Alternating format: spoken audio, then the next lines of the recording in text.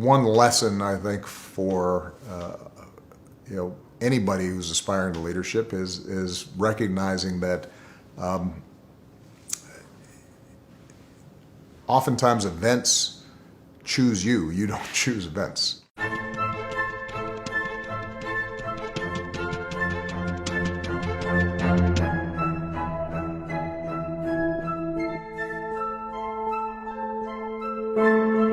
In January of 2009, when I was inaugurated, we were going through the worst economic contraction since the Great Depression, and the financial system had essentially shut down. The first thing to understand is the full context of how the financial crisis came about.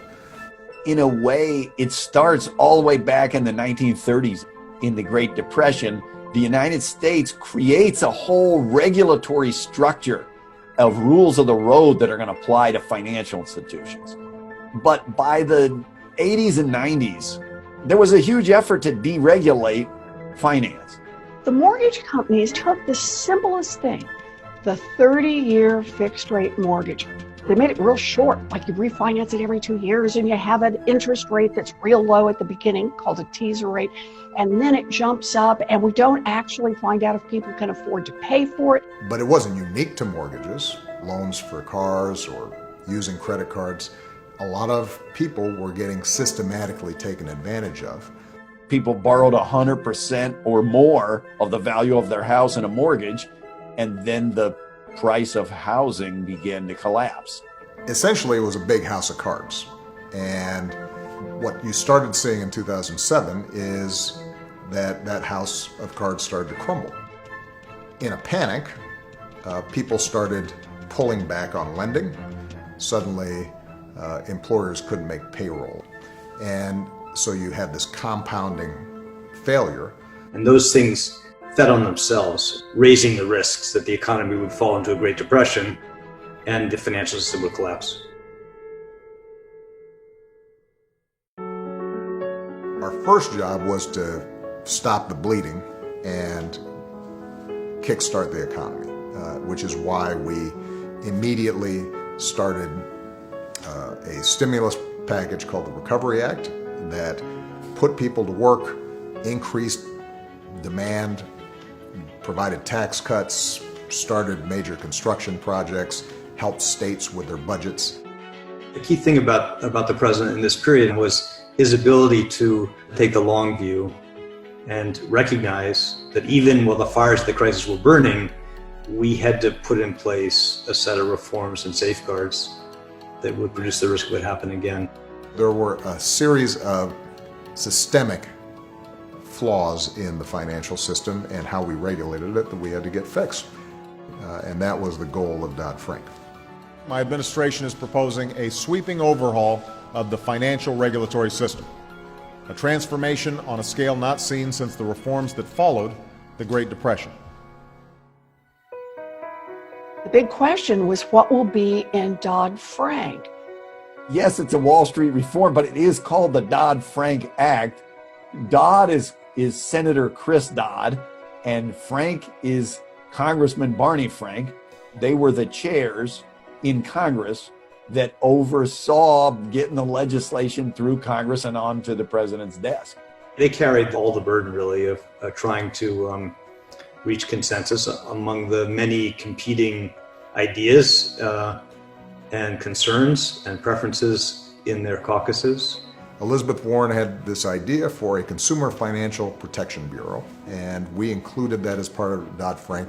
We had a whole bunch of agencies, each one of which owned like a little piece of protecting consumers.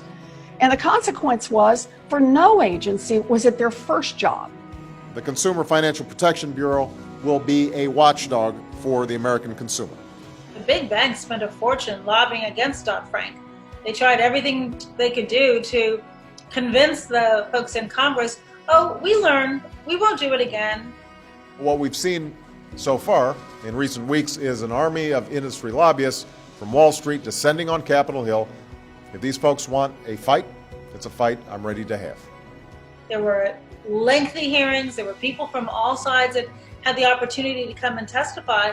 The president announced Wall Street reform more than a year before the bill ended up on his desk, largely because those that had contributed to the crisis were still resistant to reform. It took the president and it took people pushing hard from both the inside of government and the outside of government to make reform actually happen.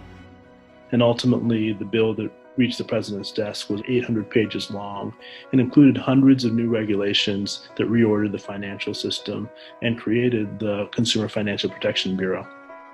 This was the toughest set of financial regulations since the Great Depression. Before the CFPB, if people had a dispute with their financial institution and they didn't know what to do about it, and they couldn't afford a lawyer or they couldn't afford legal help, there really was nowhere in our country for them to call directly to get assistance with that issue. The Consumer Financial Protection Bureau has already forced the giant financial institutions to return more than $12 billion directly to people they cheated. So the next time you take out a mortgage, the next time you get a credit card, the next time you go to your bank and you've got a checking account or a certificate of deposit and you don't get cheated, just remember, part of the reason is because there's a cop on the beat to make sure everybody's following the rules.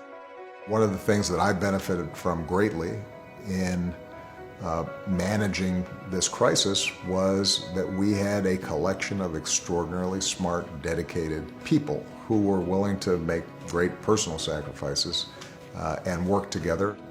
But there's also a broader lesson that I think speaks to our time as much as it did a decade ago, and that is that our work is never finished. Part of the reason that you had a crisis in 2007, 2008 was because there had been underlying trends that had been taking place for decades. You know, each generation of leadership has to tackle a piece of the problem.